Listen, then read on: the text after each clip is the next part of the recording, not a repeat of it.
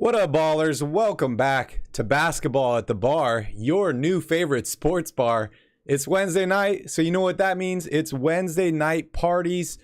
If it's your first time to the channel and you like basketball and you like bars, make sure you smash up that like button down below. Also, please consider subscribing to the channel. We put out fresh NBA content almost daily, and we're live every single Wednesday night.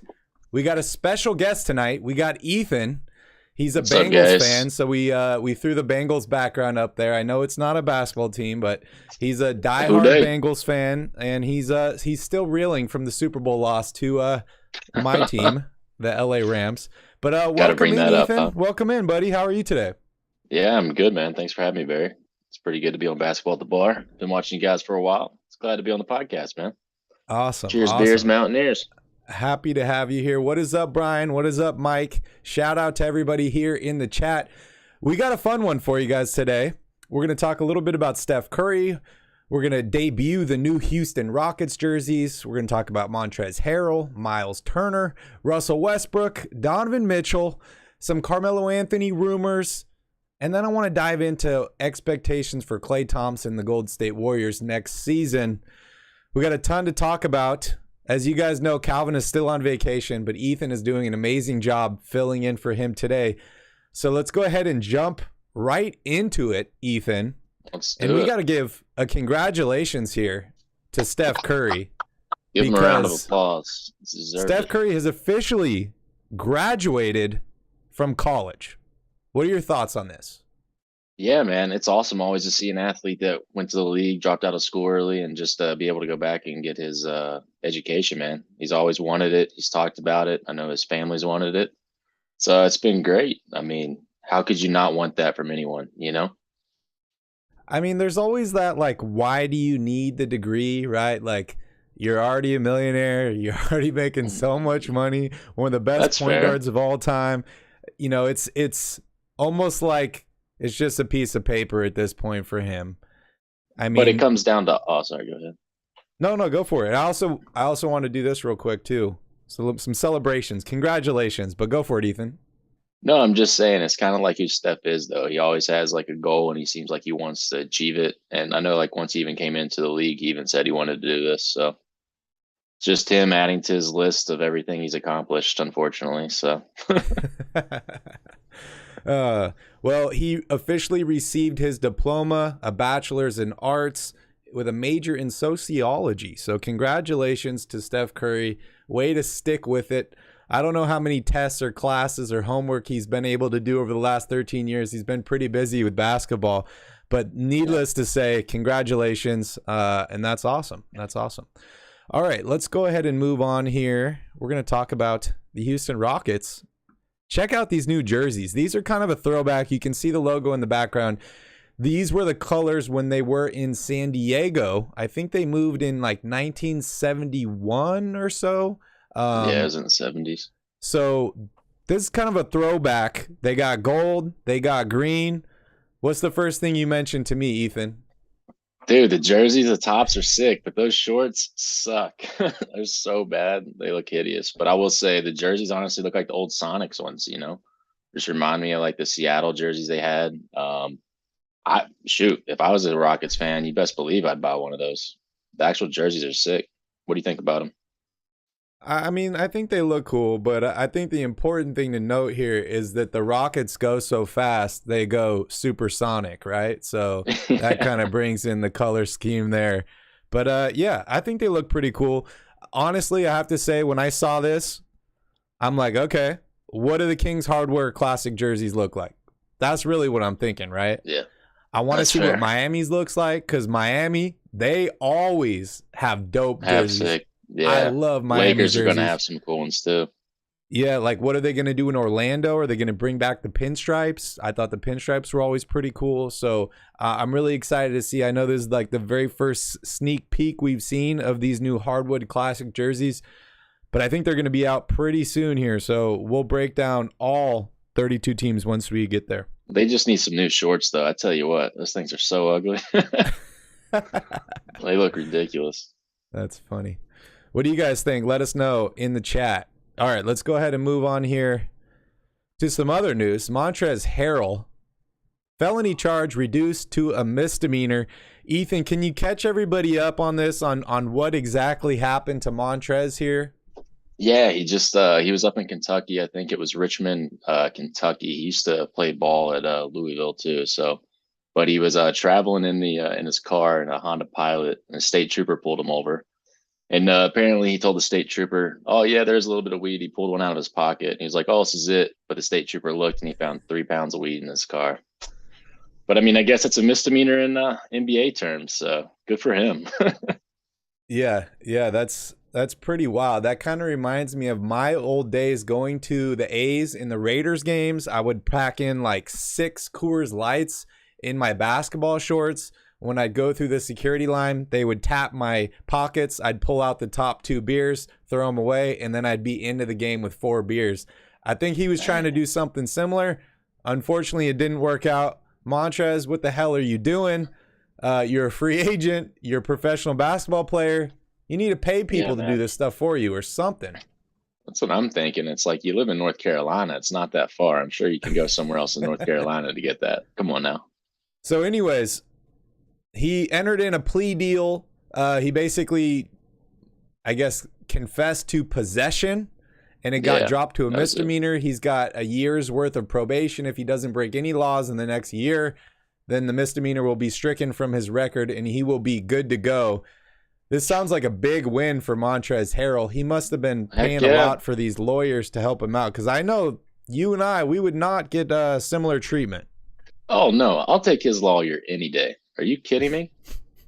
3 pounds is considered possession? Okay. So the most important thing to mention here is that Montrez is still a free agent, right? I think a lot of teams are waiting to sign him based on this information. We've also seen the same thing with one of the Bridge brothers, with Charlotte as well, with the domestic violence charges. I don't think those are going to resolve anytime soon. However, Montrez's case seems to be resolved. Do you see him signing with a team here pretty soon? And does he return back to the Charlotte Hornets? Because they do need some help at the center position. You know, I actually really do. I mean, team might even get him on a discount now. Same thing as the Bridges. Like, I mean, he's considered somewhat of a liability for at least the next 12 months and everything. But I have a question: is probation, is he going to be able to like perform in other states? Like, how is that going to affect everything? I didn't see anything whenever I was reading about it, but overall, I think he'll sign probably with the Hornets. But what about you, Barry? Where do you see himself falling? That's an interesting point you brought up. I didn't see any stipulations to his agreement on whether he had to stay in the state or anything like that. I know from memory, Kentavious Caldwell-Pope, when he signed with the Lakers, he was on probation from his DUI, and he was not allowed to leave the state of California. So he worked out a deal with them where he played against the Kings, the Warriors, and the Clippers, and then all his home games, and did not play out of state games. I don't think this is going to be the same situation for Montrez, but that is a good point and something to keep an eye on. I think that would have that he will probably re-sign with the Hornets. If not, I see him taking maybe veterans minimum and signing with one of the big contenders. Okay. Do you think, just in consideration, if he does have to have that state limitation, do you think that he would consider signing with a California team or with a team with multiples? Yeah. Yeah, that's a good point. California, maybe a Texas team, states that have multiple teams in the state, right? Versus where he is now. If he does re-sign with them, he's stuck for home games. That's it. He's basically got the Kyrie Irving treatment, except maybe he'll be welcome into the home arena. So kind of sucks for him, because he probably could have got a good chunk of money. I mean, he's only like 29 years old, if I'm not mistaken. Yeah, Mr. Uh-oh, as he was coined by the old Kings announcers, because he did damage down below. And I thought he was going to play much better, but he's kind of, I don't want to say he's dropped off, but he hasn't been as productive in the last couple seasons. And maybe we know why, if he was traveling with 3 pounds of marijuana wherever he goes. Right. Do you think your Kings have a shot at picking him up? That's a good point. I think the Kings are pretty stacked at the center position, but I'd be open to it. I always like competition. If if he's willing to take Yeah. a minimum deal and join Sacramento, which I don't think he will. But if he is, I'm in. I'm open. I'm open to it. Okay. All right, let's go ahead and move on here. Let's talk about another center who I actually thought would have been an incredible fit on the Sacramento Kings. And you actually prompted me on this last year on Royal Rebounds when we were all talking about De'Aaron Fox trades and all that. I said, don't hate me. I'm not saying to trade De'Aaron Fox. However, there is a potential I'm team deal trade De'Aaron Fox that I would entertain with the Pacers to bring in a potential Miles Turner, a draft pick. And who was the other guy that was involved? I said Chris LeVert. Oh, Karis LeVert, yes. Or Karis LeVert, sorry. Yes. But it didn't end up happening. They traded Tyrese instead.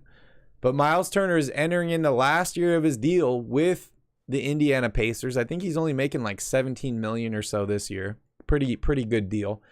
But news has come out that he wants $20+ million annually next season or next offseason in free agency. What do you think this means for him? Does he remain with the team? Or what are your thoughts overall on this situation, Ethan? So, I mean, it's kind of like what I told you earlier today. It was whenever I talked to you a little bit about it, I think he well deserves $20 million a year. I mean, he's making $18 million this year. He's just CBS has him as a 58th best player available right now. And if you look at the pay scale, everyone in the 60s, top 60 players are making $20 million. I think he's a great athlete. But it kind of, we'll talk about it in a little bit later where I think he'll end up. But what do you think? I mean, you like Miles Turner. He's like one of your favorite like big men in the game. So I'm just kind of curious of like, what do you think he will get and where do you think he'll end up? Yeah, you're right. I like this guy a lot. I think he's the prototypical center for today's NBA. He can protect the rim, block shots. I think he can guard guys on the perimeter. He's not a lockdown defender, but he is capable. But on the offensive end, he can stretch the floor and he can hit threes. Here's his career numbers. He's shooting 33.3% from three-point range, which I know you look at that, you don't. But for a center, that's not bad. Yeah, it doesn't pop out. But if you do the math, that's 1 point per three-point shot, right? Because you're going to make 1 out of 3. Yeah. That's the same as shooting 50% from the field, which he also does. He's been pretty consistent, averaging about 12 and 7 throughout his career. Shoots above 70% from the free throw line. I think he does well. And I think his last real demand to the Pacers was he said he wanted to be more a part of the team, more in a leadership role, more part of the offense. He wants to have a bigger role, which I think is really important. And if you want more money, you got to contribute more. So I think that he does not re-sign with the Pacers because I think they're in a full rebuild. I think if he is available to sign with a team next offseason, he's going to go wherever the money is, which I'm not going to fault him for. However, do you think he could get upwards to $30 million? He could. It depends on how well he plays this season because he did get injured last year. I think he only played, 42 games last season. So he is coming off of injury. But another thing that I would keep an eye on, and we're talking about Russell Westbrook next, is a potential Westbrook and 2 first-round picks to the Pacers for Turner and for Buddy Hield. If that happens, the Lakers can offer more money to re-sign Miles Turner next offseason, or they might even just offer him a contract extension now if things are working out well. But what are your thoughts? I mean, just think about that team, though, at the Lakers. You got Anthony Davis when healthy. You got Miles Turner if they both play down low, and LeBron. That's all you need. Just get Buddy Hield to shoot your little Kings 3-point shot, and you're good to go, right? But in all reality, I totally agree with everything you have to say about him. He's so young, too. And like I was saying earlier, it's like he's just been in the league, you feel like forever, like 10 years or so. But he's just such a athletic freak, man. He's so big. It's just I can't believe being 6'11", 250. Like, I'm a fan of him. I really like him, always have. That's why whenever you were pushing for the Kings, I was like, hey, De'Aaron Fox, trade him maybe. But it is tough that something you brought up a little earlier, if you want to expand on it, about how like trading Russell Westbrook to a team that's trying to rebuild, of how that's like a hard thing to do. But I'll let you get into that a little later. Yeah. Real quick, we do have a question here from Alfie Man. He wants you to go on a little rant to show us about you. Are you cool doing that? You want to show him about you? A little rant. Oh man, something about me. That's a fun one. I'm a big believer. Or you could just tell him how you know me, how you know Calvin, all that fun stuff. Yeah, so I've known Calvin and Barry for a while. Lived here in Hawaii with them, and just been a big fan of the shows for a long time. Try to give as much support as possible, but haven't really honestly been the biggest NBA guy my whole life, to be transparent with you. Always been more of a football guy, but the more I hear about the Kings and everything else, I'm just a big trade De'Aaron Fox. Make the Kings good. I'm about it. De'Aaron Fox is a hell of an athlete. The only thing I have a knock on him is I feel like he's just such a ball hawk, in the sense that he holds the ball so long and it diminishes everyone's opportunity to play and get better results out of them. But yeah, trade De'Aaron Fox. I'm about it. That's all I am. So I got nothing else. Are you talking about De'Aaron Fox or about yourself, man? I think about me now. Just trade me. That's what I feel like after the Super Bowl, Trade me to the Rams. Let me play with Matt Stafford. So a little bit about Ethan. He's a bartender here at the Westin Inea in West Maui. If you do want to visit him, he makes a hell of a Mai Tai, and he loves making blended drinks, especially towards the end of his shift. So if you want a blended drink, he is your man. But Ethan lives in the other part of the house. I live upstairs. I have a one-bedroom Ohana, and Calvin and Ethan live downstairs in the other part of the house. We've been friends for a really long time. We all love sports. We love going back and forth on things. So I thought that Ethan would be a great guest for tonight's show. All right, so back to Miles Turner and Russell Westbrook. I might as well just dive right into this. Yeah, I think these are entwined. So with the news of Patrick Beverley being traded to the Lakers last week, everyone's, what's going on with Russell Westbrook, right? He's been in, he's been out. He obviously makes a lot of money. He's entering in the last year of his deal. What is going to happen to him? This is a report by Larry Brown Sports that says there are two most likely suitors for Russell Westbrook. The first one would be the Utah Jazz. Obviously, they are rebuilding. They just traded Rudy Gobert. They are aiming to trade Donovan Mitchell. And they really want draft picks and young players. So not that the Lakers would end up with Donovan Mitchell in a deal like this, but Russell Westbrook would be a facilitator in a trade to help clear out salary because he is an expiring deal at the end of the year. The Lakers would be a third team throwing in Russell Westbrook and hoping to bring something back in to help them. That being said, the Jazz want young players and they want draft picks. And that's back to those two Laker picks that I was talking about, the 2027 and 2029 first-round picks.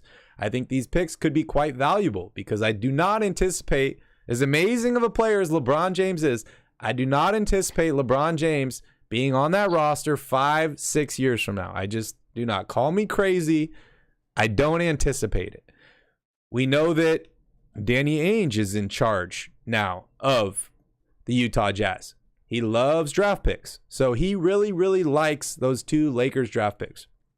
The other team that is a favorite to land Russell Westbrook is the Indiana Pacers. Another team that's rebuilding. They need draft picks.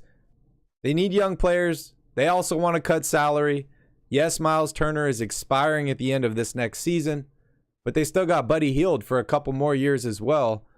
Buddy Hield was not their target in the Tyrese Halliburton trade. It was Tyrese. Buddy Hield was a throw-in. He was a guy to help match salary because Tyrese was still on his rookie deal.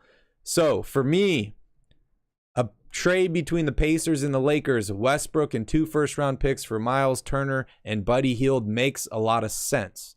It makes sense for the Lakers because you're adding more shooting around LeBron. You're adding in a legit center that can shoot the three and protect the rim and then wants to play center, unlike Anthony Davis. Yeah. I think it also makes sense for the Pacers because you're getting off of Buddy Hield's contract.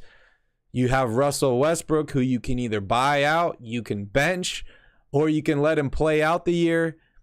and you're going to get 2 more draft picks as well while clearing out some salary. So that's kind of my overall rant on that, Ethan. Up to you, man. Go for it. I mean, Barry, you hit like 100%. I agree with everything you just said. Like, I don't really know much about the Utah Jazz situation, and like those 3-team trades, you never know what's really going to happen, like of what truly the Lakers are going to get.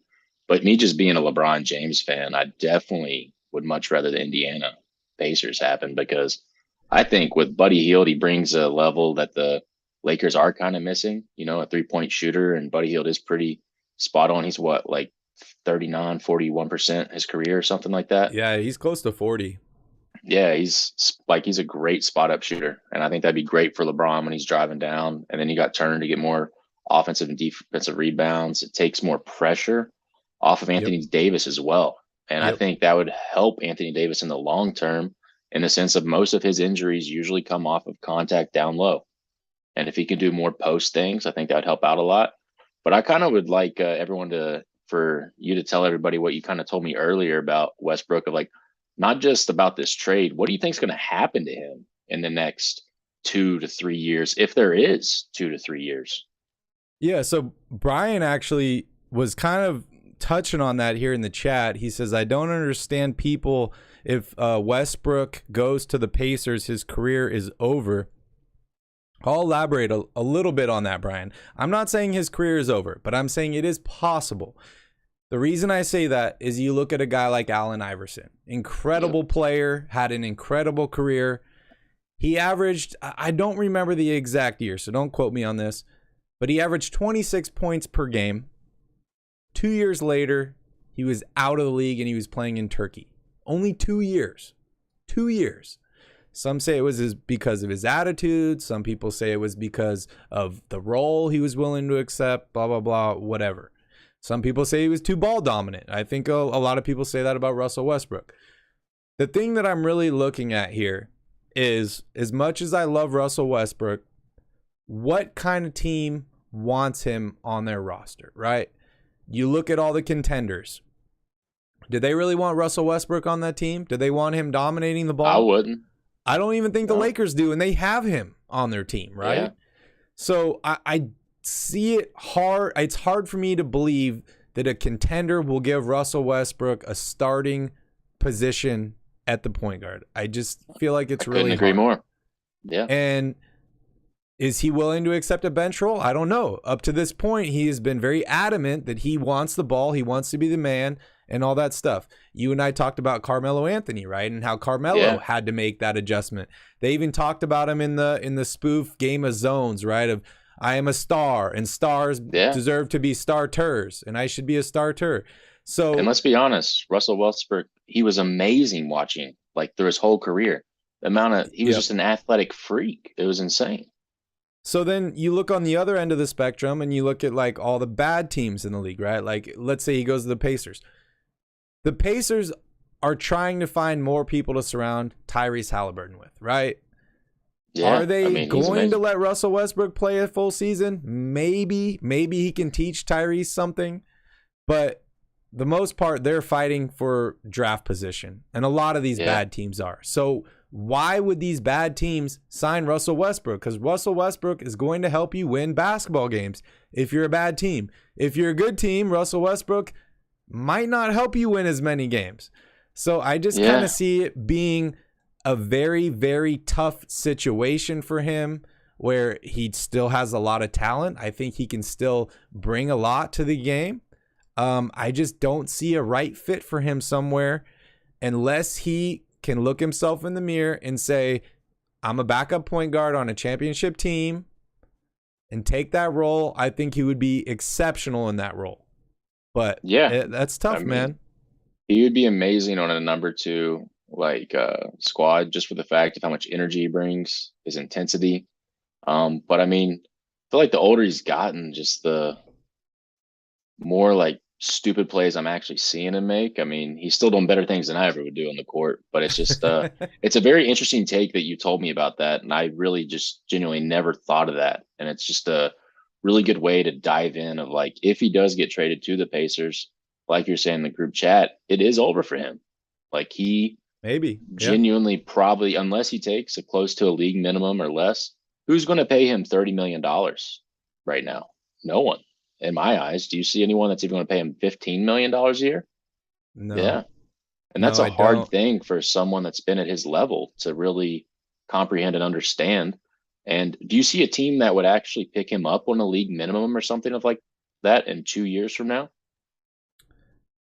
It depends on what his attitude is. My Yeah, biggest thing with Russell Westbrook is it seems like he's lost his shot, man. I have no idea how, but he I lost his wouldn't shot. Like, disagree. this is like worse than Markel Fultz, right? Like, the dude has just Yeah, lost his shot. Free throws, threes, everything. And the problem is when you age, your athleticism yeah, does not age well. Shooting exactly. ages exceptionally well. When you're a And guy that does not yeah, shoot the ball well and you're extremely athletic, it doesn't look too well for you when you get further down the line. And don't feel bad for Russell Westbrook. I think he will be just yeah. fine. The dude has He's made had a yeah. ton of money. He's won awards. I He's think he's been had a to great what, eight NBA All career. Stars, nine All Stars, And I've had a lot of fun watching him. something like So that. I wouldn't feel bad for him whatsoever. But it might get a little tough here for him. He might be in a Carmelo Anthony situation, like when Carmelo was cut from the Rockets and he was Yeah. trying to find a spot. So So Barry, I I got a think that will question be about tough. Russell Westbrook for you. Do you see him falling in? I know this says Utah and it says Indiana is definitely the teams that are his best destination right now. But do you see any other teams that could actually possibly make the trade for Russell Westbrook? I think if Russell Westbrook gets traded, it's because the Lakers need something. So I would look at Okay. the Lakers' needs, right? When Yeah. you look at a guy like LeBron James, I'm still going to say LeBron's the best player on that team until I see I mean, otherwise. yeah. Anthony LeBron is Davis can't be always, healthy. Yeah. yeah, LeBron has always played really, really well with guys that could shoot around him. We saw the very Yeah. first year that he joined the Lakers, and they're like, we're going to try something different. We're going to surround LeBron with a bunch of playmakers. That team sucked. Yeah. 100%. You surround LeBron with shooters, he does well. I think Buddy Hield might be the guy. I think he might be the Yeah. guy. And I've been really frustrated by Buddy Hield. I've loved Buddy Hield and I've hated Buddy Hield. He's made a ton of mistakes, but he's a great shooter. He I has that see J.R. similar Smith things. syndrome. Yeah, similar things in J.R. Smith, one of my favorite players, right? And LeBron really helped him out. Yeah. Now, we'll talk about that last playoff series against the Warriors where J.R. Smith doesn't call the timeout and blah, blah, blah, Yeah. whatever, mistakes happen. But let's be real. If Buddy Hield's on the Lakers, the ball's only going to be in his hand for Just 0.5 shoot. seconds because he's going to be Yep. shooting the ball. He's going to have that Ray Allen whenever he's down in Miami. Just pitch it out to him. Boom. Let's All do right, it. you ready to move on to Donovan Mitchell or what? Yeah, man. I mean, Russell Westbrook, it sucks to kind of see his career kind of fall how it is, though. I will say it's kind of unfortunate because I really like Russell Westbrook. I thought he was an amazing player. Like just growing up, seeing him at OKC and everything. Like I thought him, Harden, and Durant were going to be together for the longest time, but that's before I Yeah. knew really much about like salary cap and how all that worked. They had like Ibaka and everybody. I love that team. That was amazing. And then even when uh Westbrook had Paul George, I was like, is this going to work out? And And no, it Carmelo. did. And Melo is just it's really unfortunate because I really do like Russell Westbrook a lot. Like he's one of my favorite video game players on 2K. You know, he's You don't shoot the insane. ball much. I know you just dunk. That's all you got to do, right? It's the LeBron button. But Yeah, yeah. yeah. Do you have Here's any the final craziest thoughts on thing him? for me, Ethan, is Yeah. so Patrick Beverly, right? Right. This dude has got to be Russell Westbrook's worst nightmare, right? Oh, it's his nemesis for sure. It's his He kryptonite, dude. just potentially stole his starting position with the Lakers as the point guard, right? Yeah. Now I want to rewind back to where Russ was on the Thunder. He gets undercut by Pat Bev, Yeah. messes up his knee, has to go get surgery, misses a bunch of games the next year. This dude, before this point, Ethan, Yeah. Westbrook had not missed a single game in junior high, high school, college, or the NBA Which is until just that crazy. moment happened. Yeah. And I'm just then gonna on leave top of that that, there. just the amount of times that Westbrook has publicly come out and said on ESPN, on any type of network, just like Pat Beverly, he's not that good. He's a bum, all this stuff. And Pat Beverly's like that little pest that just stays on your side and keeps on digging, you know? Pest And Beverly.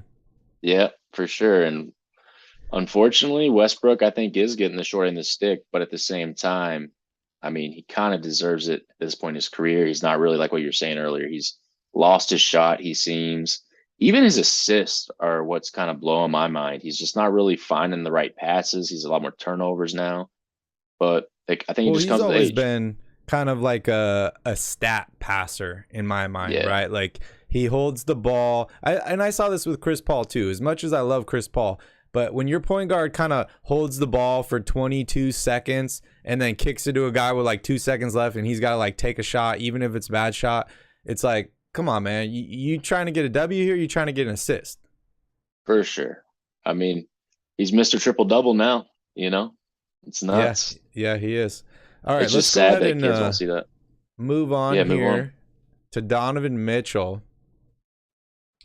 Rumors came out this week that the Jazz are trying to move him before the start of the season, before training camp, which makes a lot of sense. If I'm Donovan Mitchell, I'd want to be moved before that time as well. I put Heck out yeah. a video, I think it was yesterday or 2 days ago on this channel, talking about how I believe the Knicks are still the favorites to land Donovan Mitchell, even though they just re-signed RJ Barrett or signed him to a contract extension. So that makes him not really eligible to be traded right away. But this Donovan Mitchell trade that I would like to see would be to the New York Knicks. I can pull up the trade machine here and show an exact one. But Are you what are your seeing a team thoughts to on Donovan Mitchell and potentially going to the Knicks? I mean, I think Mitchell's made for a big market team like the Knicks, you know. I think he would thrive in New York. I really don't see how he wouldn't. But the other thing is I love RJ Barrett, dude. He's a stud. He's what, 3 years out of college, if I'm not mistaken. Yeah, yeah, He with has a lot Zion. of upside. Yeah, with Zion. I feel like that team's actually starting to come together, the Knicks. But I mean, if you have a chance to get someone like Mitchell, you're not going to tell me you're not going to take it. You know, you have to. But I'm kind of intrigued to see what other teams he might land at, you know, besides the Knicks, because that's a very intriguing player. Mitchell, I got to see him live a couple times, and whenever I was up in Salt Lake, and the dude's just He's exciting. he's phenomenal, man. He's like, I saw one of the nastiest crossovers, then he pumped it out to Clarkson and he drained it, and I was just like, dude, this kid is absolutely insane. But Yep. I don't know. Like, do you want to see him at New York, or would you like to see him at a different team? I'm just looking at it as in like if I'm Utah and I'm rebuilding, right? I want young players and I want draft Yep. picks. And just kind of like the Pacers. The Knicks have 8 first-round draft picks that are trade eligible currently. 3 of them are this Okay. next coming draft. They're all protected. They're from like the Pistons and I think a couple other teams as well. And then you have a couple young guys in Emmanuel Quickley, Quentin Grimes. I put Julius Randle in this trade deal as well because of the Oof. salary. I think that Julius Randle could potentially be flipped to another team for more assets as well. Yeah. I I think love this, Randall, man. I think they should keep him personally. I But mean, I don't know how you're going to do a deal without Julius Randle that's because you true. got to match the salaries. But I do like this deal for both teams. However, my only real concern with this is the Knicks just signed their first ever, I say first ever, but it feels like their first ever big free agent acquisition, right? They signed Jalen Brunson from Yeah. the Mavericks this offseason. It's been a really, really long time. I think the last big name guy they signed was probably Amari Stoudemire. So I'm a little concerned with Jalen Brunson being a really small point guard and Donovan Mitchell being an undersized 2 guard. Now, I know that you still probably have Mitchell Robinson, who's a great rim protector, a big guy. He's not on the level of a guy like Rudy Gobert, but he's similar. But my concern is that this Knicks team, if they make this trade, they're going to be stopping no guards. No guards at Yeah. all. No. because at Like, that point it's such a small like, dude, that was small. What? No one's over 6'3", I think. I think six. I think they're both 6'1" and 6'2" or something. Like maybe Spider's 6'3" Yeah, max. just you talking about this trade, like this is going to be sound crazy, but if I was a 2K general manager, I would not be doing this. I like my team if I'm New York, honestly. I really do. I like Julius Randle. I like RJ Barrett. I know I think the Brunson like trade he or sign, he was a little expensive. However, what he did for Dallas during that playoff stretch honestly kept them in most series. I know Doncic is just amazing. He's what the team is, but Brunson really stepped up, and if he can do that as a starter role on a consistent nightly basis, if I'm New York, I might not make this trade. But at the same time, it's Mitchell. Like he's one of the top shooting guards in the league. You just can't Yeah, get any better than that. So do you offensively, think 100%? Do you think that this makes sense for New York? I think this does. I honestly do. Okay. I think that, like I said, the Knicks have had a really hard time attracting free agents, right? They thought they were going to Mm-hmm. get LeBron. They thought they were going to get Durant. They thought they were going to get all these guys. The last big guy that I think they really got was Amari Stoudemire, and I was ecstatic. Yeah. Then they traded for Carmelo Anthony when they could have waited till free agency to sign him Yep. because we Just all signed him. know that he wanted to go there. They gave up a ton of assets for him. And then since then, they haven't really been able to get anybody. So if I'm the Knicks, I think this is a great deal. You just signed Brunson. You can bring in Donovan Mitchell, who's very, very young. He's locked in for 4 more years. You just re-signed RJ Barrett. Those are your 3 main guys. And I think Yeah. if you in the NBA, I think you have to have at least 2 or 3 main players that are like your building blocks. I think once they bring in those 3, they're pretty set. I honestly think that they're pretty set. If they're able to hold on to Obi Toppin and not include him in a trade, I would love that for the Knicks. I mentioned, they do have Mitchell Robinson as well, and they have a great defensive-minded coach in Tom Thibodeau. So maybe Do they have Tibbs Derrick Rose? Derrick Rose is still there as well. But Yeah. maybe Tibbs can kind of come up with some way to hide these smaller guards or some kind of scheme to help out these smaller guards. But I think the Knicks should make this deal. If Yeah. this is the actual deal, I think this is a no-brainer for them because Grimes, I do like Quinn Grimes and I do like Emmanuel Quickly, but neither of these guys are going to be a Donovan Mitchell. Neither of these guys are going to be as good. I also 100%. Do don't you think think draft McBride? picks win basketball games either. So what you're Yeah. giving them first round picks? For a Yes, chance. Yeah. it's a chance at a top pick. But if you're the Knicks and you're bringing in this and you have 2 other guys, like you're making the playoffs. So how valuable is your pick really going to be? You hit it on the head. Julius Randle is the main guy that they're losing in this deal. He's the only guy that if I'm the general manager, I go to coach and I say, is Randle your guy or is he not? Because Yeah. if he's your guy, I'll keep him. If he's not, I'm bringing in Donovan Mitchell. Yeah. And like Julius Randle, I mean, just look at what he's done ever since he's been at the Lakers, Pelicans to the Knicks. It's like you see the progression every single year. And I'm not saying you don't see that in Mitchell, but I feel like Spider, he like just came off so hot his first 2 years. He hit that all-star status level of playing. And Julius Randle took about 3 to 4 years, but I felt like that was a lot of him just getting confidence after dealing with that Laker situation. And Yeah. personally, if I'm the GM of the Knicks, I say you want Mitchell if he's an offer, but I don't give up Julius Randle. I think he is going to change that franchise over the next 5 to 6 years. Now, the Wow. counter argument to that, Mitchell could step in and change it right now. And that's Yeah. what it really gets down to. And also, I'm a little bit biased. I really like McBride coming off the bench as well at point guard, but it kind of confirms what you were saying. If you get Mitchell, you have no size at point guard and shooting guard. Yeah. It's done. Yep. So it's a very intriguing situation because it's always fun whenever you hear these blockbuster guys like Mitchell, LeBron, KD, Kyrie. just those all-star status guys a chance to be traded. That's it's very intriguing in my eyes. Yeah, But yeah, it is. And I think that, big guys, they take a little bit longer to develop than shooting guards or smaller guys. Like, as soon as Donovan Mitchell, halfway through his rookie season, everyone was like, wow, this guy's the real deal. Why did he not go higher in the draft?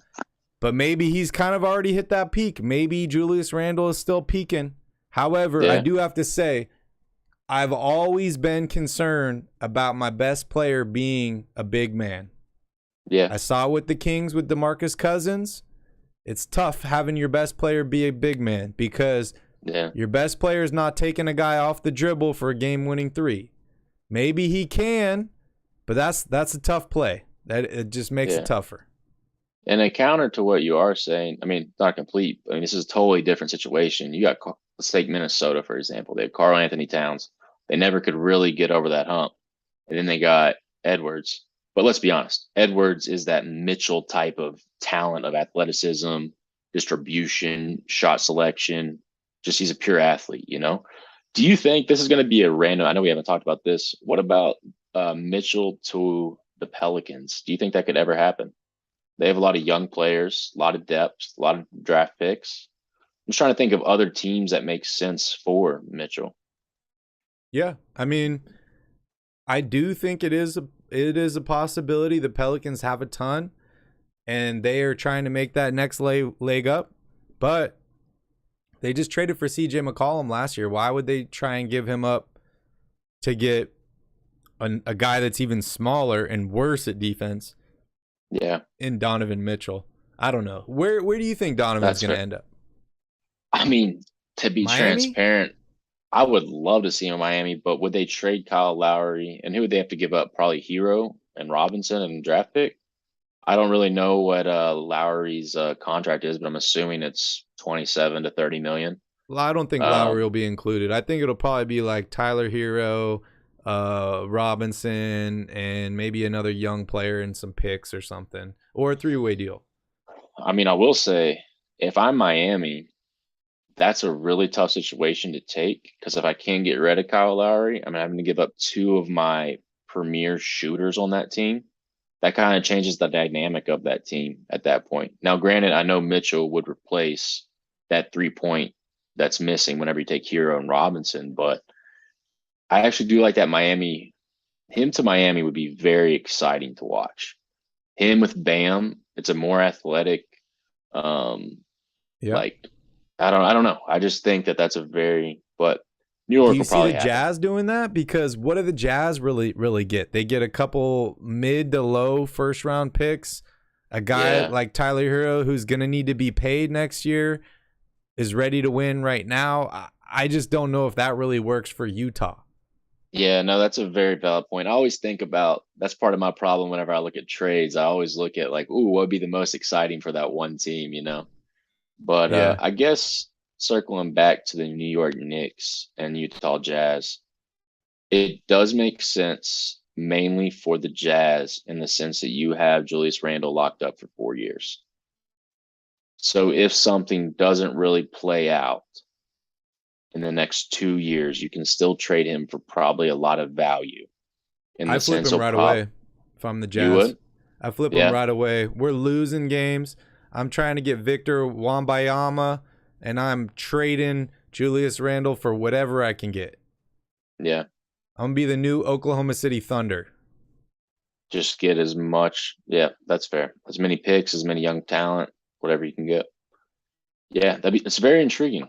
Was there any other? I really didn't see any other ones besides the Knicks and the Donovan Mitchell trade. Was there any other teams that they were coming out saying? Any leaks or sources that you know of? I think they're the favorites right now for sure. I mean, I Okay. could see potentially maybe a team like Portland trying to come in and bring in a guy to help Lillard, but I don't like that as well. They already experimented with CJ Yeah. McCollum and Lillard, two small guards. I don't really see them going down that route again.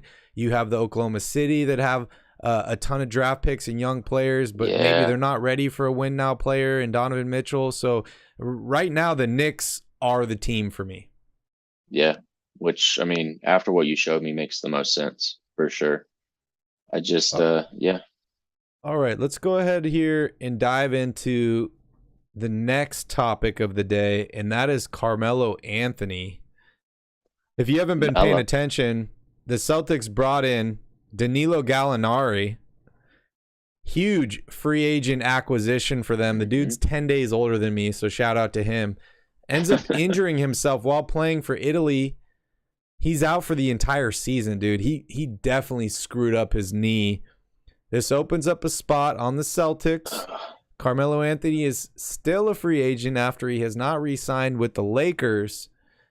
Could Carmelo fill in for Gallinari and be that guy on the Celtics, the third scorer, maybe the guy that we saw them at points? You know, they did make the NBA Finals this year, but we saw points during the playoffs where they had trouble scoring. If it wasn't Tatum or Yeah. Brown, they didn't have much other scoring. So, what do you think about Carmelo joining the Celtics?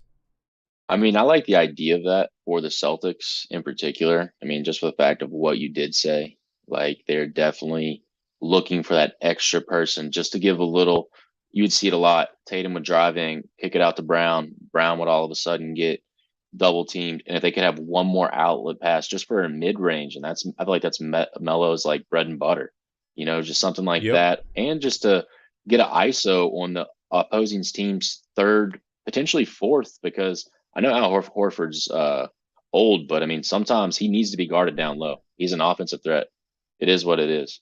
But something that I really think that's going on with Melo, this is my little conspiracy theory, I guess you would say, is I think he's actually waiting, something we talked about earlier, to see what happens with the Russell Westbrook situation.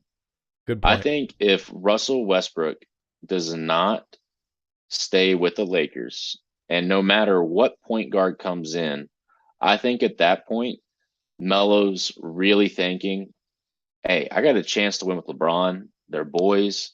They're like really good friends. I think he takes that over the Celtics.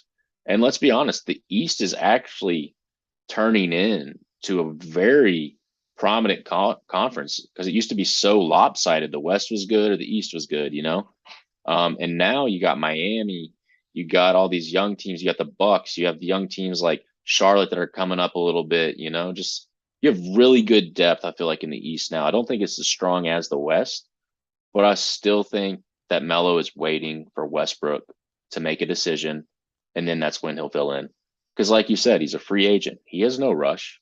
Yeah. Everyone knows who Melo is. You plug him in, he gives you 12 to 17 points a game, maybe 3 to 4 rebounds, 5 to 6 assists, and that's potentially coming off the bench. You know, he can give you 15 to 27 minutes. I would say is pretty accurate, but I'm a big Melo fan, so I would really like him to stay with LeBron. That's very I don't know. That's just how I feel. But what do you think? I mean, do you think that he would go to the Celtics before he finds out what happens with Russell Westbrook? I think he's going to wait. I'm going to throw another team in there, the New Okay. York Knicks. I think Yeah. Home Melo's sweet home. from New York, went to Yeah. Syracuse, played for the Knicks, loves the Knicks.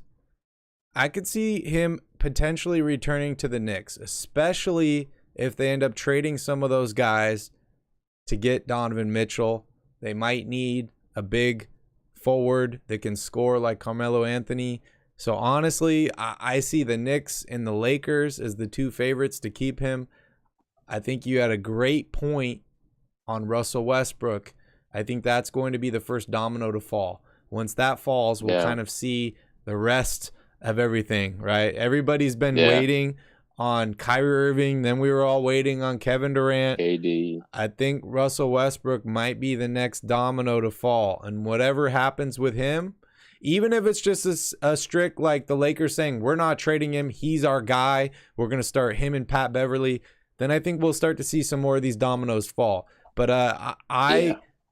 in particular, would prefer, and I believe that we'll see him with either the Knicks or the Lakers over the Celtics. That would be a pretty fun lineup if you thought about it just for like you got Mitchell just starting at point or Brunson and Mitchell and then Mello at small forward and that'd be pretty cool, man. I would like to see him in New York after you saying that. That never really even crossed my mind. I don't But know if I he's going will to be say starting on that squad, but No, no. I mean, he'd coming in as a sixth man or seventh man for sure. But Melo's still a stud, dude. His mid range is automatic. We saw that this year with the Lakers. Man, I really like Melo. Who can't? Yeah. And he's pretty Yep. cheap too. He's like what, 7 million, 5 million? Oh, less than that. Yeah, He'll probably go for either the mid level at 5 or maybe even the vet minimum, which I think is like 2 million now. So the dude doesn't need any perfect. more money. He needs a No, no, he's just championship. playing for fun. And honestly, the Celtics are a good spot to win a championship. So maybe he is looking at the Celtics like, hey, they just went to the Yeah. finals last year. They're a young squad. They're all coming back. Maybe I'll be the piece to help them kind of over the top there. Do you think a Lakers team without Russell Westbrook, let's say they make that deal with Indiana, okay? Do you think that that Lakers team would be a better fit to win a championship than the Celtics team as of now? That's tough. That's really really tough. I think the potential of that Lakers team is maybe higher than the Celtics, but there's also a lot of injury concerns. There's a lot of new faces you're bringing in Variables. there. Hmm. The Celtics are younger. They just went to the finals. They brought the entire squad back. I don't expect Al Horford to have as great of a year as he had last year. He's getting a little bit older, but I do expect Tatum and Brown to get better and maybe even Marcus Smart to get better. So honestly, I'd probably take the Celtics. Yeah. I mean, if that trade happens with Indiana, I believe you are spot on. Like the Celtics are 100%. You know that they're probably going to the Eastern Conference Finals next year, at least the semifinals. They are 100% Yep. there just as is. Depends And on the then you Bucks. add some, yeah, 100%. You add someone like Melo that gives you an extra 10 to 12 points a game. Why wouldn't you? It gives also, you can potentially put Tatum and Brown off at the same time when you have someone like them because they're deep. That team is deep on the Yep. roster. And then Yep. also the Lakers. This is me just wanting LeBron to score or have one more title. Is I'd like to see Melo there, and it'd be great that him and Melo did have it, but it's 100% bias. And Yeah, I Brian think, says, I think the problem with Lakers is getting a squad together that can gel and play together well. Brian's a yeah, poet and he didn't even know it. yeah, no, that's a very fair point. It's like because I feel like it takes at least half a season when you get just one new player on a team that's already existed to really get that gel down. And the moment you add more, the Lakers have so many more moving parts. But Yep. it's kind of like what you said, and you put a point too, is if they do get that trade and Melo does stay, the potential I feel like is so much higher with the Lakers. But injuries have proven over the last 3 to 4 years of just totally demolishing them. Even Yep. whenever they won the title, when AD was off and on, you would see how those series would switch. Is he playing today? Is he not? But the Celtics, that'd be an awesome outlet for Tatum and Brown and even Smart, because Smart does get into a lot of situations to where he drives, gets double teamed. Brown, Tatum's blocked. He has nowhere to go. And I think Melo would fill that role to give him a nice mid range or 3 point shot. And I almost forgot about the Brooklyn Nets too. The Boston Celtics are going to have to Yeah. fight through the Brooklyn Nets if the Nets can kind of hold that team together. They obviously have a ton of talent on paper. We'll see how that kind of, meshes throughout the season, whether they have more drama, but I don't want to discount the Nets because they have a ton Yeah. of talent on that roster. I think that comes down to what Brian said in the chat. It comes down to can that team gel?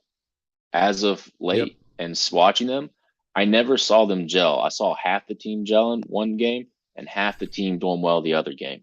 And it's Yep. like I never saw that unity of when Kyrie and KD were firing off. I saw that like 2 games in the playoffs, and then none of the rest of the roster was performing those games. And that's a huge issue. And I personally don't think that Melo would go to Brooklyn. I know it's New York City. It's where he's from Brooklyn, isn't it? Or is it Queens?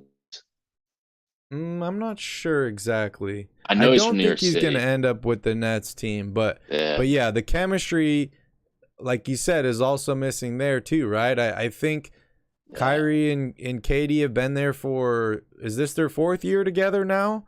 and they've played less than I don't 30 know. games together. Yeah. Another one that you touched on That's wild. earlier, speaking about the Mitchell trade, is what do you like him at the Heat? Who, Carmelo? Melo at the Heat. Do you I think do. that I fits a good mean, role? I like it. I don't know if Melo fits in with that team. I don't want to say that Melo's not a hard worker, because I Yeah, do think he is, but I don't know if he's going to be showing up to camp and weighing himself. I think that for he's sure. kind of at the point in his career where he's like, I don't even need to sign with a team until the trade Yeah. deadline and ride off into the playoffs, keep myself healthy and ready to go. We saw him take what was it, like a year and a half off after he got cut by the Rockets before he signed with the Yeah. Blazers. So And the I think dude part of the definitely reason, knows how to stay ready. for sure. And that's another thing. Does he go back to the Blazers? I don't think so. But I just genuinely hope he stays at the Lakers and Westbrook gets traded because I really think if that team, if he get Miles Turner and Buddy Hield and Carmelo Anthony, get rid of Westbrook, that team has a chance to win an NBA Finals by like they're probably I don't know 10 to 1 to win that. I think they even make it guaranteed to the Western Conference Final and was probably against Golden State unless they face each other earlier on that year, like in the earlier in the playoffs. But man, I don't know. I would love to see that Lakers team. That just seems like a really exciting Showtime Lakers. You know, it really does. But what do you think about him at the Lakers? I mean, you've already told me, but I could rumble or ramble on forever. Sorry. It's all good. I think we can move on here. I think we can Yeah, move for on. We'll sure. see what happens to Melo. I don't expect him to sign anywhere anytime soon, so we'll have a ton more time to discuss that. But let's talk about Klay Thompson. He's poised for another title run with intense offseason workouts. He's been seen doing crazy squats, other exercises this offseason. He seems to bulk up a little bit. He was only available for 32 games last season after missing the 2 years prior with injuries. When I was watching him last season, I'm like, this guy is not the same guy, right? He does not look the same. Obviously, he's coming back from injury. It's going to take him a little bit to get ready. But then you look at the numbers and you're like, this is the same guy, right? 20 points per game, 4 rebounds, almost 3 assists. He shot 38% from three-point range, which is a down year for him. And 43 from the field, which is down as well. But I think Klay Thompson's going to come back pretty strong this next year. The thing that I'm really looking at is defense, right? Yeah. What do you think? It's one of my things I've always said about the Warriors. If it wasn't for Klay Thompson, I don't think they win any of those titles. And that's a very bold comment. I think Klay Thompson is what gels that team. I think Klay Thompson is what bails that team out a lot. There's a lot of situations you look down on their final runs, even whenever they overcame Golden State, whenever they were or OKC when they were up 3-1. Klay Thompson, I believe, was the reason they won that series. It's a very bold thing to say about him, but something where you said you're like he's not the same player. This is a very different Golden State team too. They have so many young, talented players. I mean, they have Andrew Wiggins. I mean, I know he's a forgotten player in the sense of a number 1 pick overall, but Andrew Wiggins is still an all-star type caliber player Yeah. when he wants to be and performs. And I don't even know if Klay Thompson truly has to play that great of defense anymore because they have players like uh, Peyton Jr. or Gary Payton II. They He's gone. have, He left. oh, did he? Yeah. Never I mind. think he's with Portland now. Oh, for real? Well, I feel like an idiot. But they They got got Kaminga. Jordan Poole, though. Jordan Poole's Yeah, been playing exceptionally well. And for that's sure. kind of And where I'm Andrew at, Wiggins. right? Is I'm Yeah. like, Wiggins is well or as good. He's young. You got Jordan Hmm. Poole. He's been playing well. He's young. He's probably going to be eligible for a contract extension here. Draymond Yeah. Green said he wants max money next offseason. Like, this is a huge year for Klay Thompson, right? Klay Thompson's 100%. got to be Klay Thompson this year, or the Warriors might be looking elsewhere. Yeah. And I say trade Draymond Green. I've been saying that for years. I can't. Yeah, no Draymond Green in my eyes. But no, I You want to think know what Calvin said? Calvin and I had a good discussion on this when I was taking him to the airport last week. yeah, He thinks the perfect situation for the Warriors is to win another title this season and let Draymond walk for nothing. Let him get a max deal with the Pistons. He's from Detroit. He said that basically, and I kind of agree with him. He says that basically, what's the point in trading Draymond this year? It's just going to affect your chances at winning a title this year. And what yeah, are you really going to get back for him? Is it going to be worth it? You already got young guys like James Wiseman waiting. You got yeah, Jonathan Kuminga, who you drafted last year. You got Moses Moody. You got up and coming guys like I said, like Poole and Wiggins. So I yeah. don't know if you really need to salvage Draymond's value. This dude was a second-round pick that's played exceptionally well, and That's the some really Warriors big could win moments another too. title this year. Straight up, they could Yeah. win another title. Oh, 100%. And here's a not popular opinion, but I'll go ahead and say it. I think they should trade Steph Curry at the end of the year. And I know they never will, just because I Steph gotta hear Curry is this. Golden State. So I this is gotta a hear this. very unpopular opinion. So everyone get ready in the chat. Truly unpopular opinion. I think they should trade Steph Curry at the end of next year or the year after. Reason being, Poole showed that he could be a solid point guard in the league. He showed that he could give you, when Steph Curry was not playing, he could give you 32 to 38 minutes a game of solid minutes. Didn't make too many errors. Granted, he was playing with a great team. However, you trade Steph Curry, think of all the young talent these teams that are in win mode now would give you, draft picks, everything. I Draft like picks don't Steph win Curry. basketball games, man. That's fair, but you're also going to get young players. You're going to have people that match his salary They and already to got make that young trade work. players. But just imagine all the raw talent you could have if you trade Steph Curry. That's I my think you're out of your unpopular mind. I've been out of I'm my mind since a trading kid. I'm trading Klay Thompson before I'm trading Yeah. Steph Curry. And that's because, like I said, shooting ages the best in the NBA. It's the best aging attribute, other than Yeah. I would say like leadership, right? Like Udonis Haslem just signed on, I think, for his 21st season or something like that. Yeah. Anyways, But Curry's it's game is going to last a long time. I think For that sure. Klay Thompson will be an effective shooter for a long time, but Klay Thompson's next best attribute is defense, His which I defense. think will fall off, especially with these injuries. I think he's going to have a phenomenal year Yeah. this year, and then I think we're going to start to see a little bit of a decline from him. I would much rather trade him and bring Poole on as my shooting guard and play Shooting him guard. along with Steph Curry. But then again, you never know. Stuff gets crazy. Things happen. But Stuff does get crazy, but they're not going to trade Steph Curry. Let's be honest. He is Golden no, State. no, they Like didn't trade he him. is Golden State. But with Klay Thompson, I expect him to have one of his years to where he averages 27, 28 a game, really high scoring. He's getting a lot of, but he's going to be touching the ball for the same thing your Klay Buddy or Hill syndrome Steph? is. Klay Thompson. I You know, think he's going to Clay's be never average. averaged over 22 a game, right? Dude, just hear me out. Yeah, I do. Okay. But yeah, no, I think he's having the best year of his career.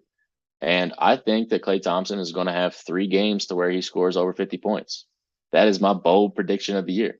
And you best believe I will put that Wow. on Bet Us now. All right. Are you taking some shots here on the channel if that doesn't happen? I'll take some shots. Yeah. Only tequila, though. That's all it is. 3 All right, games, 50 points. 3 games of 50 points. Yeah. What do you think So his one shot of expectations tequila are? per game, right? If he has 1 game of 50 points, that's 2 shots of tequila for you. If he's got 0, right. that's 3 shots for you. Let's do it. Back to All back right. to back. You guys But heard Barry, it here first. On a real question about him, do you think that Klay Thompson has one of the better years of his career? Or do you think that you really do see the tail end of his career start now? This is a tough question. I honestly feel like there's a few things that I guess stuck out last season for me. One of them was 2-point field goal percentage and the other one was 3-point field goal percentage and then steals, right? So it's basically his shooting and his defense, right? I think that those will have an uptick this year. I do. I also feel like Jonathan Kuminga is going to get more minutes. Moses Moody's going to get more minutes. Jordan Poole is going to get more minutes. This is all going to take away from Clay. So I think Clay will have one of the most efficient years of his career. Okay. But I don't think he gets 50 this year. And you don't think he has a couple games? I think they win the championship probably again this year. I can see it happening. But I think that every one of these guys is going to have to sacrifice that's not named Steph Curry. And Curry is going to have to sacrifice some, but Curry's got the ball in his hands. He's going to be getting his. Yeah. And I think going back to watching how this finals went, and not even just the finals, just the whole Western Conference playoffs you had without Steph Curry, and then Poole was playing so great, you only had to have Steph Curry play 24 minutes. And if Steph Curry only has to play 24 minutes, you're probably winning a title. Like, that's a real thing. And good point. Really getting down to it is like that team should definitely be the front runner for the title. There's no reason it shouldn't be. And the reason being, that's the same thing what you said about the Celtics. They brought back pretty much their entire squad. Definitely brought back their core. And their core has proven it over and time again. How much I don't want to see it. The Warriors have won titles. It's just the way it's been. Yeah. And hey, what do you think about potentially starting Jordan Poole at the point guard and putting Steph Curry at the 2 guard? Because Steph can shoot the ball. Could you imagine if he's just running around screens all day and shooting wide open 3-pointers? So this is going to be from the pure ignorance. I really don't know who is behind Jordan Poole at point guard. I don't know who they have. That kind of comes back to me of I feel like they would be too extended on minutes at that point and too exhausted at the point guard position if there's not someone that can come right behind Jordan Poole at point guard. I know you'd shove Steph Curry over because he's proven he can give you 30, 35 minutes a game minimum. But it's a very intriguing thing to think of, but I personally would rather have Klay Thompson and Steph Curry. I just think that's a more effective lineup. However, if Poole continues to grow, just look at the Western Conference Finals, right? And then to the championship, the NBA Finals. You just saw Poole's growth just blow up. If he continues that, and his defense does just continue to be like the Patrick Beverley of just being always at your side, not giving you any easy buckets or anything of that sort. And Klay does because his injuries have been serious, how much you don't like to hear it or like to hear it. His injuries have been serious. And that lateral movement has been affected. So, maybe you keep him out there. Maybe you throw a 3-guard lineup out there. You got the new death lineup. You got Poole, Curry, Thompson. Then you throw Wiggins and Draymond Green out there. That's the ultimate death lineup. Everybody can shoot the ball. You're super athletic. How terrified would you be if you were an opposing team seeing that come out? You would have to be, right? Yeah. Imagine. And then off the bench, you could bring in Wiseman, who was a point guard in high school and then grew, and now he's a center, who worked with Gary Payton in college. Then you got guys like Moses Moody and Kuminga to bring off the bench. It's a scary team, man. It really is, just because, in all reality, how much the game has changed just since we've watched basketball or played basketball as kids. That 3-point line means everything. Absolutely everything. And if you can shoot threes in probably the, let's say, 39 to 42% range in 4 starting positions, I don't know what Wiggins shoots, but when Wiggins was hitting, that team was unstoppable. He's going to be wide open with those other 3 guys out there, too. Wide And how open. much chemistry that team has, it's absolutely scary.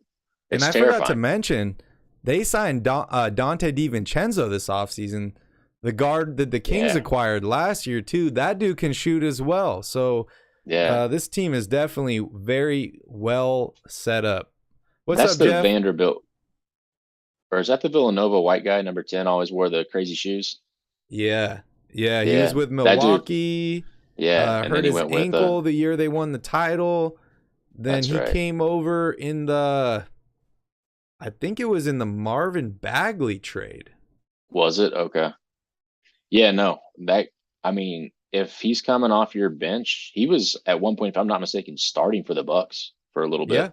yeah, he And then was. and then Carter took over for a while. He was kind of like that guy that was almost there, just really couldn't pull the whole game together. But I don't know. I think that lineup you said, Barry, is absolutely phenomenal. The Like, death but at lineup. the same, the death lineup, sir. But the bad thing about that is, does a team like the Lakers, if you have Anthony Davis, Miles Turner's, LeBron James, Melo or Pope, and then Beverly, and I don't know if they pull under someone else, but like, does that lineup win? That's kind of like what I compare the 2016 team to, right? So you had Yep. LeBron James and the Cavs. They were a very big lineup, mainly twos. Kevin Love was a hit or miss, but during that whole finals, I think he shot like 25% from three. You know, he was mainly the two guy. You had Tristan Thompson, all that.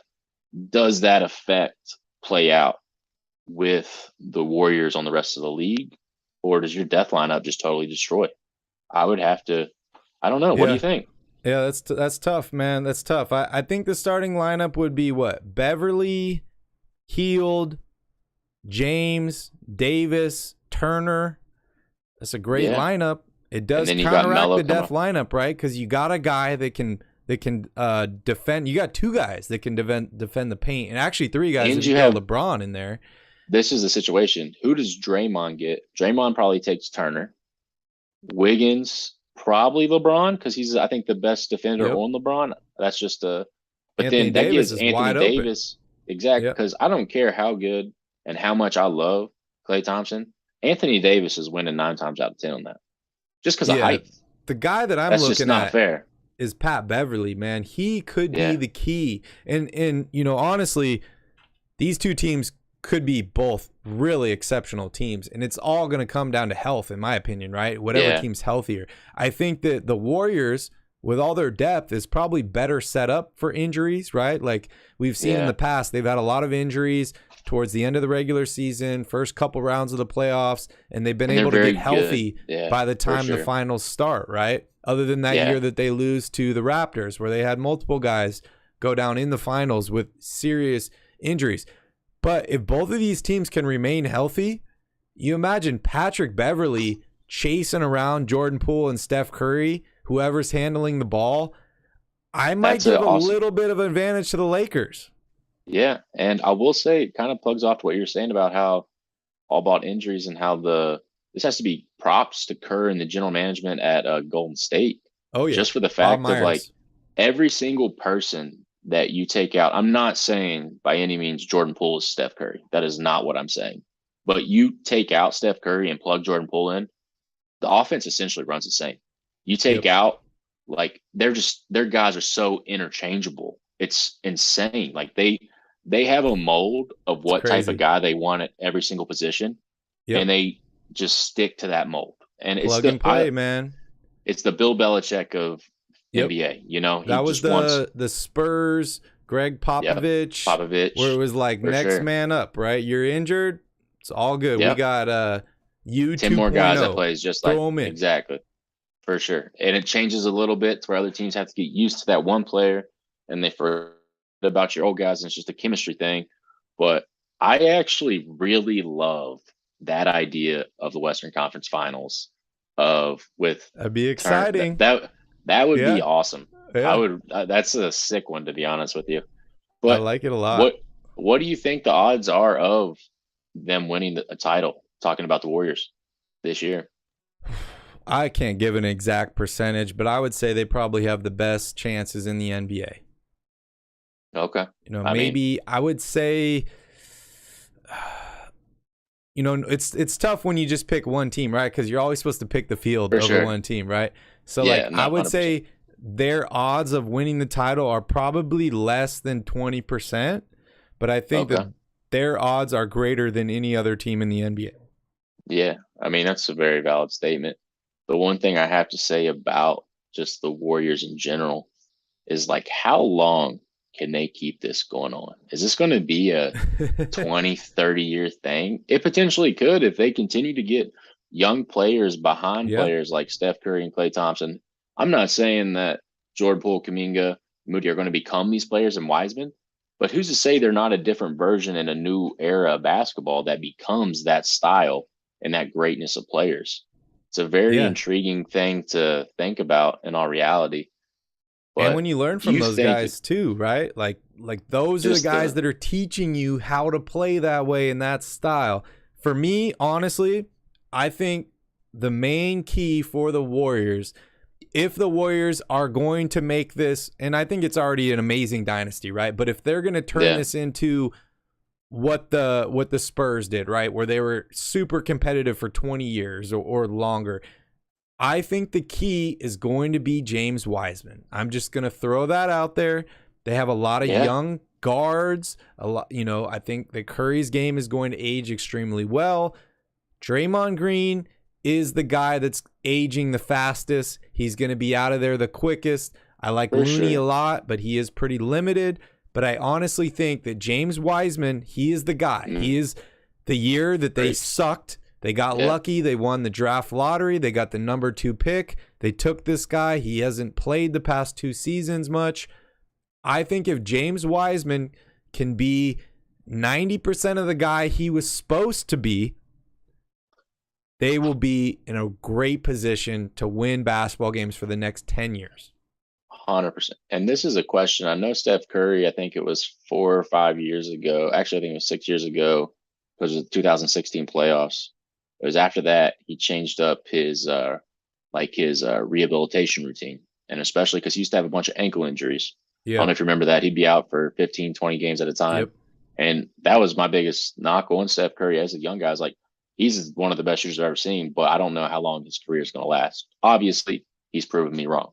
Like, he's lasted for longer than I thought he would. I watched a whole documentary on that where it was actually even earlier. I think it was 2012 or 2013 or whatever, where he was having all these ankle injuries, right? And he had this major ankle injury that put him out, and he was eligible for a contract extension.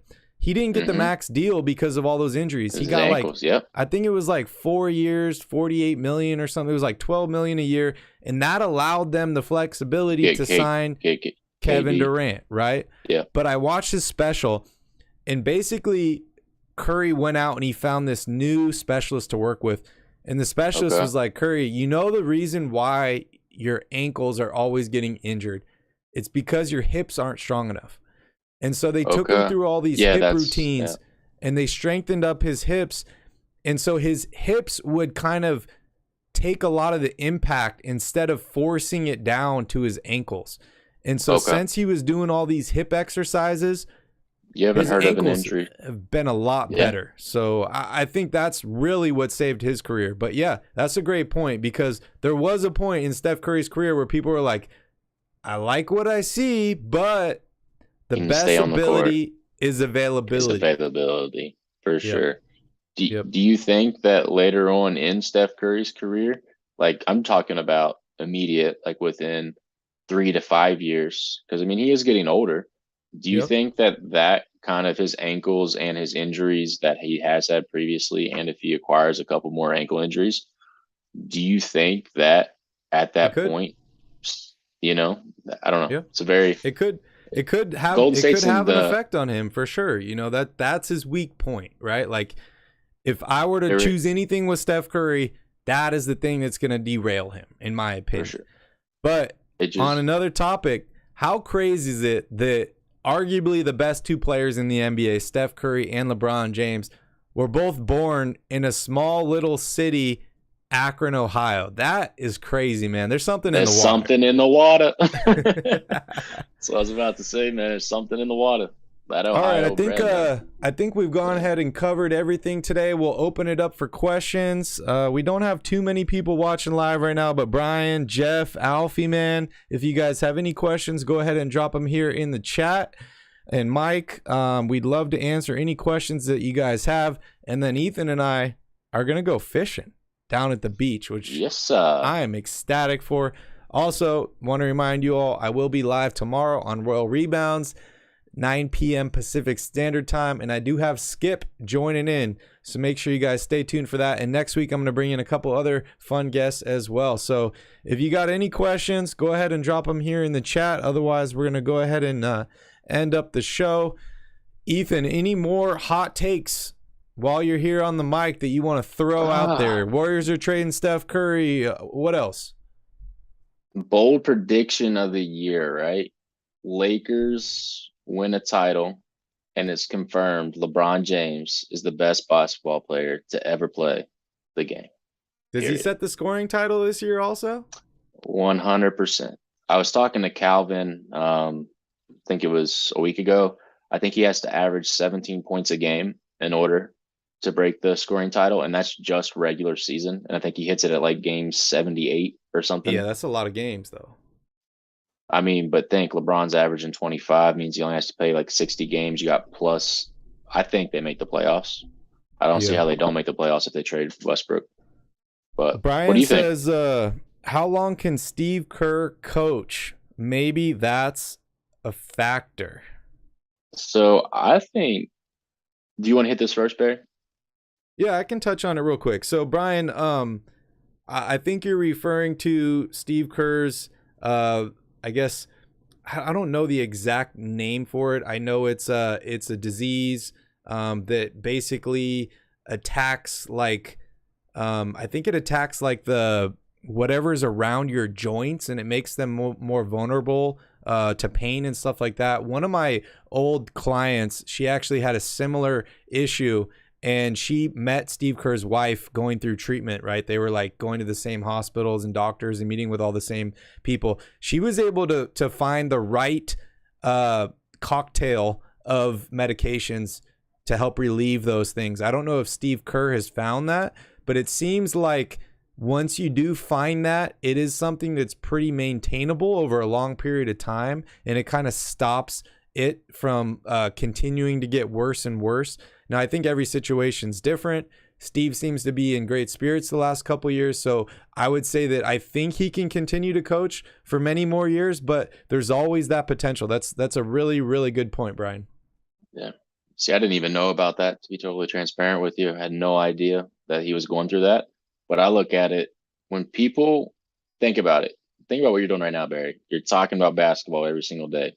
This isn't work for you. You love to do it, you know? Yeah.